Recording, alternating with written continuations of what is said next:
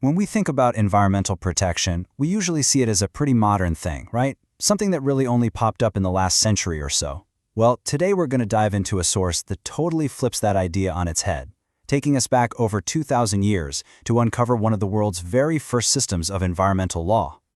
So let's just start with that question right up front. Is environmental law really a modern invention? I mean, we're surrounded by news about climate change and conservation, but is the idea of legally protecting nature actually new? The answer? Well, it might just surprise you. Because get this, the answer is a huge resounding no. Our source material shows that ancient India wasn't just philosophizing about the environment. It was creating these incredibly sophisticated, state-enforced laws to protect it more than 2 millennia ago. And this wasn't just a friendly suggestion, it was the law of the land. Okay, so how on earth did this happen? Well, to really get the laws, we first have to understand the philosophy that drove them. This wasn't just about managing resources for people to use. It was rooted in a really deep spiritual way of seeing the world. The whole thing is built on a concept from the Vedas, some of ancient India's oldest scriptures. It's called the Pancha Bhootas, the 5 great elements. So air, space, water, earth, and fire weren't seen as just stuff. They were considered sacred, living pieces of the divine itself. Think about that for a second. Polluting the air or the water wasn't just damaging a resource. It was literally desecrating something holy. And this belief wasn't just some abstract idea. It was woven into the fabric of daily life. Rivers weren't just sources of water. They were revered as matas, or mothers. Animals weren't just animals. They were seen as divine beings or the sacred vehicles of the gods. Even plants, like the tulasi, were considered sacred. The core idea was simple but so powerful. The divine is in everything. And this idea is just perfectly captured in an ancient saying, Vruksho Rakshita Rakshataha. It means, if we protect the trees will protect us. You see, it frames the relationship not as humans being in charge, but as this mutual protective partnership. So how did this beautiful, sacred philosophy get turned into actual on-the-books law?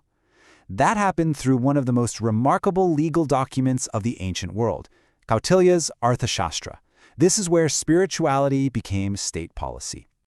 And to put this into perspective, you can see this clear evolution over hundreds of years. It starts with the philosophical groundwork in the Vedic texts around 1500 BCE.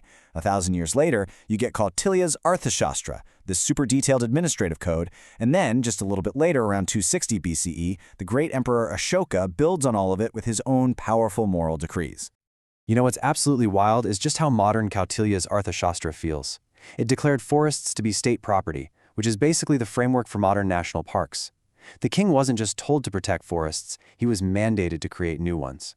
It established the first wildlife sanctuaries, called abhayaranyas, and made chopping down trees without permission a serious crime. And these weren't just vague suggestions either. These were enforceable laws with very specific penalties.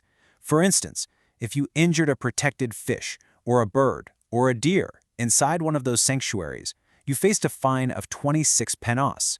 This wasn't just a moral slap on the wrist, it was a state-run conservation system with real teeth.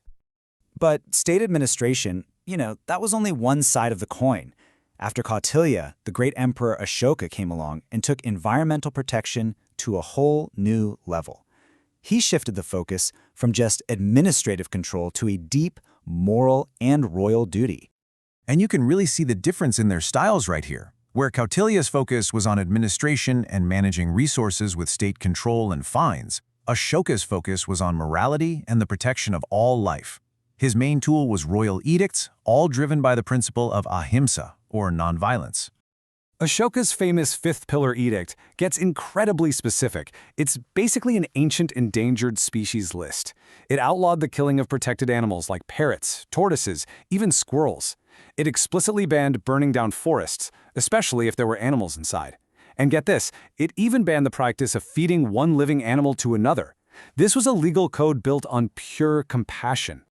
So let's pull all these threads together. We've seen the spiritual ideas and we've seen the legal codes. How did they actually combine to form one single powerful system for protecting the environment? This flowchart really sums it up perfectly. It all began with that foundational Vedic belief that the divine is in everything. That philosophy then gets written down into rules for how people should live, the Dharmasastras. From there, Kautilya gives it administrative muscle with state-enforced penalties. And finally, Ashoka adds that powerful moral core. And the result? A truly comprehensive system designed to keep the world in ecological balance.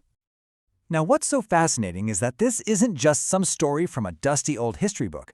The legacy of this 2,000-year-old blueprint is still alive and kicking in India today. And the most visible example is right there, at the center of India's national flag. That symbol, the Ashoka Dharma Chakra, or the Wheel of Law, comes directly from Emperor Ashoka. That's a constant, visible reminder of this ancient respect for law, order, and the sacredness of all life. So what have we learned from this whole journey into the past? Well, first, that environmentalism is not new. It has these incredibly deep, ancient roots.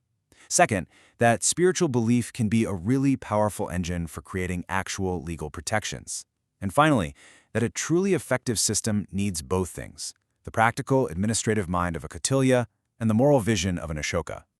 Which brings us to our final thought. As our modern world is grappling with these massive environmental challenges, what can we learn from this ancient blueprint that so beautifully merged philosophy, law, and morality to protect the natural world? It's a pretty powerful question to think about.